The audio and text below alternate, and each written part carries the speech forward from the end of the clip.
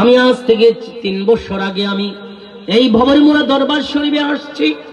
আমি প্রথম আসছি তখন আমার বাবার আমার বন্ধুরা আমার সাথে 5 জন যাত্রী ছিল। আমি একটা চেঞ্জিত করে আসছি। আসার পরে যখন মাহফিল যখন প্রায় শেষ প্রান্তে, এখনো আমাদের পীর সাহেব কেবলা কামাল হোসেন চিশতি মাদ্দাজিলুল আলী অনুমতি দেন নাই যে মাহফিল শেষ, আপনারা সকলে বাড়িতে চলে যান। এই অনুমতি এখনো দেন নাই। সুবহানাল্লাহ বলেন, আরো জোরে বলেন না সুবহানাল্লাহ।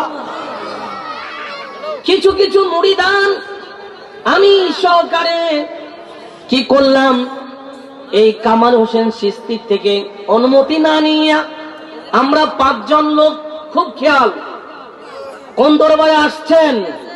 হক দরবারে আসছেন। জোরে বলুন না সুবহানাল্লাহ। আমরা যখন সিএনজিত করে রওনা দিলাম, প্রচন্ড শীত ছিল। শীতের মধ্য দিয়ে যখন একজন সিএনজি ড্রাইভার, আমার এখনো মনে আছে, ওনার নাম হচ্ছে জাকির হোসেন। সুবহানাল্লাহ বলেন না। জাকির হোসেন, আমরা সিএনজির মধ্যে উঠে যখন রওনা দিলাম, ভাইরে ভাই 3টা ঘন্টা ওই সিএনজির মধ্যে আমরা ছিলাম।